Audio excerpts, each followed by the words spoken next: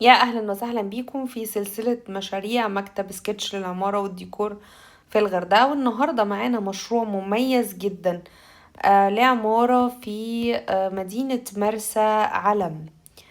والعميل كان جايلنا بطلبات في التعديل المعماري معينة. وكان الهدف منها هو جذب عملاء أجانب للشراء في هذا العقار.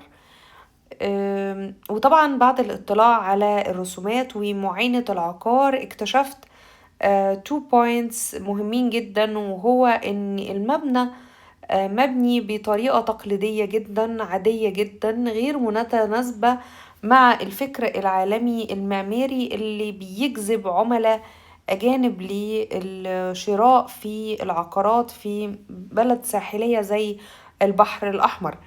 الغردقة أو مرسى علم يا جماعة فيها نوع من العملاء لازم نراعي طريقة تفكيرهم في عند تصميم العقارات علشان نقدر نجذب عميل أجنبي للشراء في العقارات بتاعتنا والاستثمار فيها. تاني نقطة لاحظتها وهي إن الأتريوم بتاعنا بتاع أو الأوت دور اريا، المساحة الفويد الفاضية بتاعتنا غير مستغلة بالمرة، وده برضو مش بيجذب عميل أجنبي. فدول كانوا النقطتين اللي أنا كنت بفكر فيهم. وأول حاجة هي إني أخرج المطبخ من جوه خالص. هنا لقيت ان المطبخ علشان نوصله ده المدخل بتاع البيت. المطبخ هو اخر بوينت موجودة عندنا في الشقة. وكان موجود في الريلاكسنج زون، ودي حاجة عالميا مرفوضة ومحدش بيحبها، لان المطبخ يفضل ان هو يكون في الاكتيف زون عند الاكتيفيتيز، موجود عند الريسبشن والدايننج ومنطقة المعيشة. وبرضو في الدور اللي فوق نفس الكلام، دي شقة ودي شقة، المطبخ موجود في آخر الطرقة. فده مش هيعجب خالص العملاء الأجانب اللي العميل بيستهدفهم. بدأت أشتغل على التعديل المعماري من هذا الكونسبت. أخدت في الشقة الدور الأرضي دي عملنا هنا مطبخ مفتوح مع منطقة الليفينج والتلفزيون، وأخدنا جوه غرفة نوم فيها زون للنوم ودريسنج أو حمام زي ما هم حابين، وغرفة تانية فيها سرير كبير أو سريرين صغيرين، وده التويلت والشاور والحوض. الشقة التانية أخدنا فيها المطبخ برضو مفتوح مع مراعاة منطقة الزون بتاعة الانترنس. عملنا فيها حيطة أو بارتيشن. وأخدنا المطبخ برضو في منطقة الليفينج مع الريسبشن. والغرف أخدناها جوه هنا ماستر بيدروم بالتويلت بتاعها، وده التويلت وده غرفة. وبدأنا نشتغل على ان احنا نستغل الجاردن بتاعتنا الجميلة دي، ان احنا ندخل لها من طريق الماستر بيدروم بليفلز على ده تانك المية. عملنا فيه قعدة لطيفة هنشوفها في البرزنتيشن، ودي السلالم اللي بتطلعنا وتنزلنا من الغرفة وإلى الجاردن.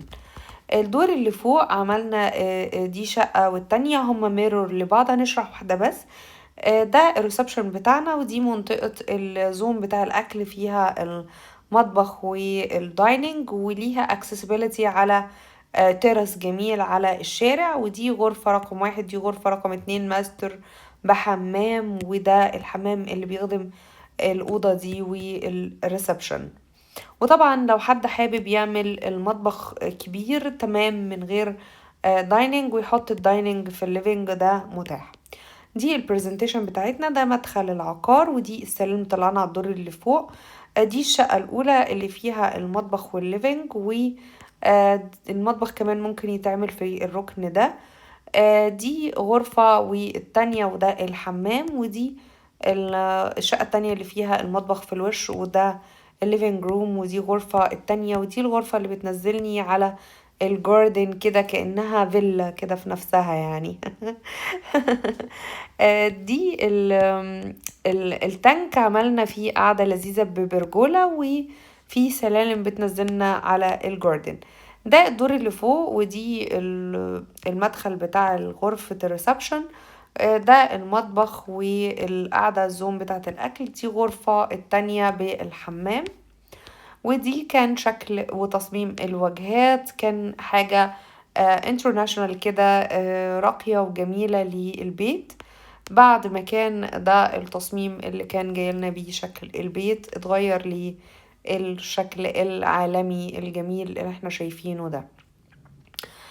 تحياتي، كانت معاكم مهندسة استشارية مريم نشأت، صاحبة ومديرة مكتب سكتش للعمارة والديكور في الغردقة.